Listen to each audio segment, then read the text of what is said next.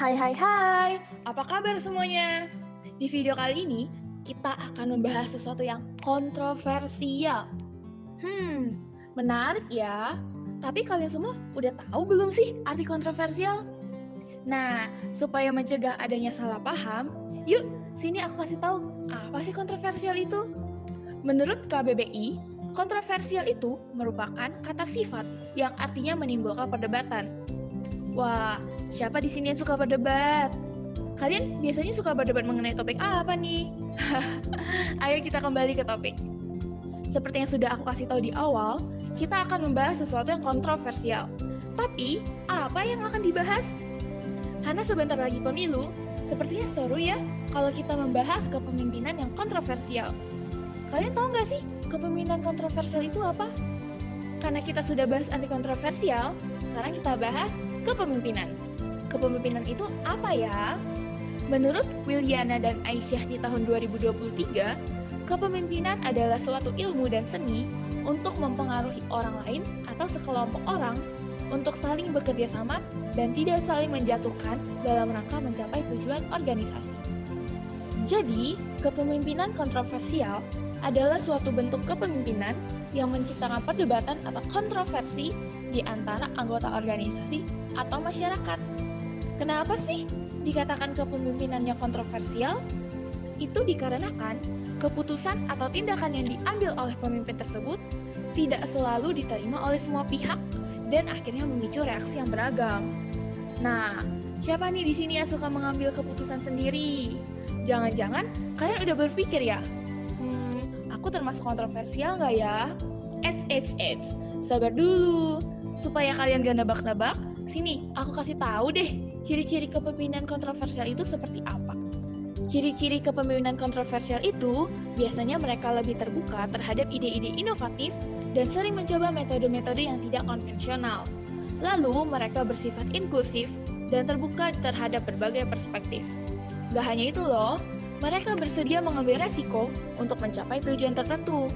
Makanya, kepemimpinan mereka sering dapat reaksi beragam nih dari publik, bisa aja negatif maupun positif. Wah, kalian sering gitu juga nggak sih ketika menjadi pemimpin?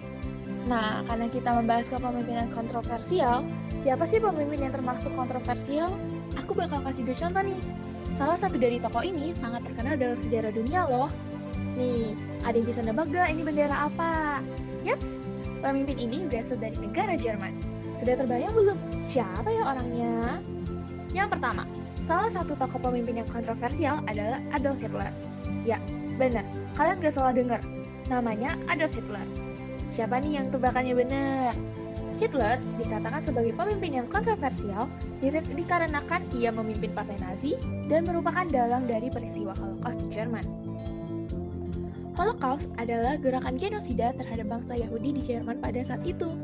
Hitler melakukan propaganda kepada masyarakat Jerman yang pada saat itu sedang terdesak dengan jatuhnya perekonomian mereka. Hal tersebut menjadi salah satu faktor yang menyebabkan propaganda Hitler berhasil. Hitler juga menjadi penyebab pecahnya Perang Dunia Kedua loh. Wah, kaget gak sih kalian? Oke, kita lanjut ke tokoh selanjutnya. Nah, tokoh kali ini berasal dari Indonesia loh guys. Kalian bisa nebak gak siapa? Tokoh kontroversial selanjutnya adalah Soeharto. Yaps, benar, Presiden Soeharto. Selama masa pemerintahannya, ia melakukan tindakan-tindakan yang juga banyak didebatkan oleh banyak orang loh. Soeharto dikatakan kontroversial dikarenakan terlibat dalam salah satu kasus yang cukup terkenal bagi pecinta sejarah politik di Indonesia, yaitu kasus penembakan misterius atau kerap disebut Petrus. Adanya kasus ini karena pemerintah ingin memusnahkan para kriminal yang dianggap sumber permasalahan dari masyarakat dan negara, sehingga Petrus digerakkan untuk menewaskan 2.000 orang di Yogyakarta.